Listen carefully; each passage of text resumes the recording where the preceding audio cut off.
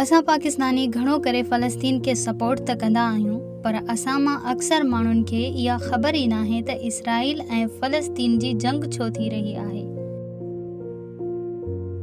पहिरीं जंग अज़ीम यानी वर्ल्ड वार 1 1914 में शुरू थी ऐं उन खां अॻु फ़लस्तीन ते सल्तनत उस्मानिया जी हुकूमत हुई। उन वक़्तु फ़लस्तीन में 87% मुसलमान आबादी हुई ऐं 3% यहूदी आबादी हुई। हीउ उहो वक़्तु हुयो जॾहिं फ़लस्तीन में मुसलमान, यहूदी ऐं ईसाई गॾिजी सुकून सां रहंदा हुआ। ऐं पोइ पहिरीं जंग अज़ीम शुरू थी वई। 1918 में हीअ जंग ख़तम थी ऐं इन खां पोइ बरतानिया फ़लस्तीन जो कंट्रोल संभाले वरितो। इहो ई उहो वक़्तु हुयो जॾहिं फ़लस्तीन में यहूदियुनि जी तादाद वधणु शुरू थी वई ऐं 1920 खां 1938 ताईं फ़लस्तीन में 3,30,000 यहूदी अची रहण लॻा। ही समूरा यहूदी यूरोप खां फ़लस्तीन अची रहिया हुआ ऐं हिननि जो मक़सदु यहूदियुनि लाइ हिकु अलहदा स्टेट यानी हिकु मुल्क बणाइणु हुओ।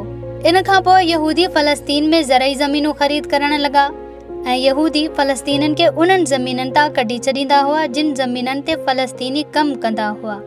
बहरहाल फ़लस्तीनियुनि खे इहा ॻाल्हि सम्झ अची वई त हिननि खे संदन ज़मीन तां बेदख़ल कयो पियो वञे। इन्हीअ करे 1936 में फ़लस्तीनियुनि बरतानवी राज ख़िलाफ़ जंग जो ऐलान कयो, पर हीअ उन में कामयाब न थी सघिया। इन खां बाद बरतानिया उहो फ़ैसिलो कयो त फ़लस्तीन में यहूदियुनि जे अचण खे थोरो रोकियो वेंदो, पर ईअं न थी सघियो ऐं 1939 में ॿी जंग अज़ीम शुरू थी वई ऐं उन वक़्तु यूरोप में यहूदियुनि जो क़त्लेआम थी रहियो हुओ। इन्हीअ करे यहूदी लखनि जी तादाद में फ़लस्तीन में ॿीहर अची रहिया हुआ ऐं 1942 में बरतानिया बि फ़लस्तीन छॾे वियो, पर उन वक़्तु ताईं लखें यहूदी यूरोप खां फ़लस्तीन अची रहण लॻा। 1947 में यूनाइटेड नेशन फ़लस्तीन खे 2 हिसनि में विरहाइण जो फ़ैसिलो कयो ऐं 55% हिसो यूरोप खां आयल यहूदियुनि खे ऐं 45% हिसो फ़लस्तीनियुनि खे ॾिनो वियो। यानी जिन फ़लस्तीनियुनि जी पंहिंजी ज़मीन हुई तिन वटि रुॻो 45% हिसो रहिजी वियो। ही उहो ई वक़्तु हुयो जॾहिं इसराइल पंहिंजे पाण खे हिकु अलॻि स्टेट सॾाइण लॻो। फ़लस्तीनियुनि खे सम्झ अची वियो त संदन ज़मीन खे चोरी कयो वञे पियो। इन्हीअ करे 1948 में अरब मुल्कनि जी इसराइल सां जंग शुरू थी वई ऐं इन जंग खां बाद इसराइलियुनि फ़लस्तीन ते 78% कब्ज़ो करे छॾियो। माना इसराइलियुनि 55% खां वधी 78% फ़लस्तीन ते कब्ज़ो करे छॾियो। 1967 में इसराइल ऐं अरब मुल्कनि जे विच ॿीहर जंग शुरू थी पई ऐं पोइ इसराइल फ़लस्तीन जे ॿियनि हिसनि ते बि कब्ज़ो करणु शुरू कयो, जहिड़ोकि गज़ा ऐं वेस्ट बैंक वग़ैरह, ऐं इसराइल जेरूशलम ते क़ाबिज़ थी वियो, जेका हिकु न्यूट्रल जॻह हुई। 1980 में इसराइल जेरूशलम खे पंहिंजो कैपिटल माना गादीअ जो हंधु बणाए छॾियो ऐं जेके 4 लख फ़लस्तीनी हुआ उन्हनि खे सिटीज़नशिप खां बि महरूम कयो वियो।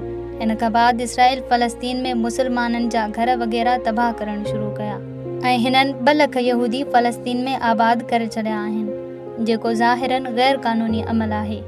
कहाणी जो ख़ुलासो हीअ आहे त 100 साल पहिरियां फ़लस्तीन में फ़लस्तीनी ई रहंदा हुआ। लखें यहूदी यूरोप मां संदन मुल्क में आया ऐं हिननि फ़लस्तीन जी सरज़मीन 55% इसराइलियुनि खे ॾिनी ऐं पोइ आहिस्ता आहिस्ता फ़लस्तीन जी बाक़ी ज़मीन ते पिणु कब्ज़ो करे चुका। इसराइल यूनाइटेड नेशन जी रेज़ोल्यूशन जी बि ख़िलाफ़ वर्ज़ी कई। हीअ वीडियो 4 कलाकनि जी बि थी सघे पई, पर मूं आसान लफ़्ज़नि में सम्झाइण जी कोशिशि कई त कीअं इसराइल फ़लस्तीन ते कब्ज़ो कयो आहे।